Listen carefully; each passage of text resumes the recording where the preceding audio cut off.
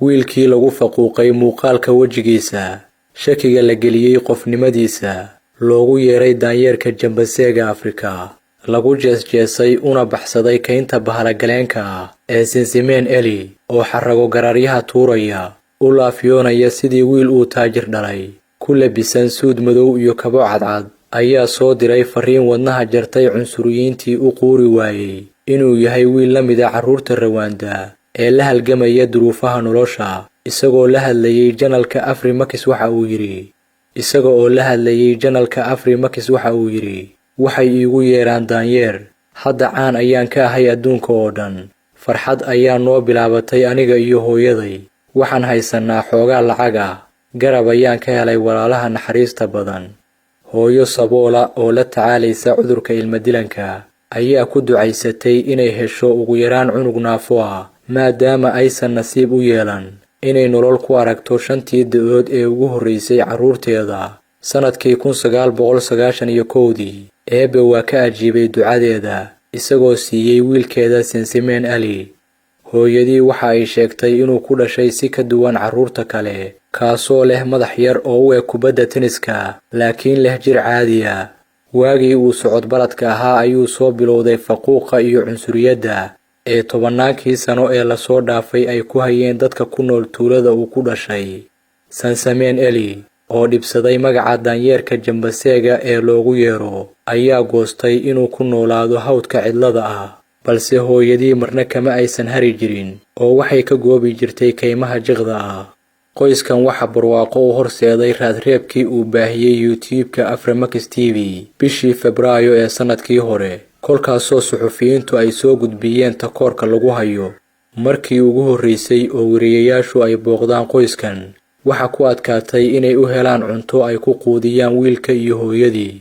10 bilood kadib baahintii raadreebkii Afrimax TV, qoyskan waxa u soo xirooday $10 oo loogu yaboohay bogga macaashdoonka ee GoFundMe, halkaasoo deeqdu ay ka soo qulqulaysay daawadayaasha adduunka oo dhan, iyagoo doonaya inay ku caawiyaan Eli iyo hooyadii inay dhistaan nolol wanaagsan. lacagtii loogu deeqay durba waxay ka muuqataa foolka Eli oo farxad iyo damaashaad ku jira. guri ayaa loo dhisay, cusbitaal ayaana la geeyey. hadda waxa uu caan ka yahay Rwanda, dareenka dadka ayaana isbedelay, kuwaasoo sawirro la gelaya, kuna dhiirigelinaya inuu horumar ka sameeyo nolosha. Sinsimeen Eli hooyadii oo la hadlaysay Afrimax TV ayaa tiri, Ilaahay waa awood badan yahay, runtii waa mucjiso wiilkaygu, waa lagu jeesjeesay inta badan, waana ka daba ordi jiray. waqtigan xaadirka waxa uu iskoolka la dhigtaa asxaabtiisa oo aad ayuu ugu faraxsan yahay. wiilkaygu waxa uu haystaa nolol wanaagsan, dadka samaha jecel waxay ii dhiseen guri, murugadii waa la iga dulqaaday. Sinsimeen Eli ayaa la geeyey iskuul caawiya carruurta naafada oo lagu daryeelo, kaasoo uu ka qaaday dhiirigelin iyo firfircooni. kolkii uu la dhaqmay arday la mid ah, balse isku kalsoon oo doonaya inay heer ka gaaraan nolosha adduunyo. sida ay soo warisay Savannah News, kolkii lala tashaday khuburada caafimaadka, waxa ay aaminsan yihiin in wiilkani uu la ildaran yahay cudurka microcephaly. dhakhaatiirta oo beeniyey inaan madaxiisu taageeri karin waxbarashada tooska ah ayaa qaba inuu u baahan yahay in lagu xanaaneeyo meel u gaar ah oo uu ku iloobi karo faquuqii maskaxdiisa degay ee 10 sano ee la soo dhaafay lala daba joogay. Sinsimeen Eli hadda waxa uu u muuqdaa mid soo raysanaya oo si tartiib ula jaanqaadaya ardayda baahiyaha gaarka qaba, taasoo qoyskiisa u ah guul weyn.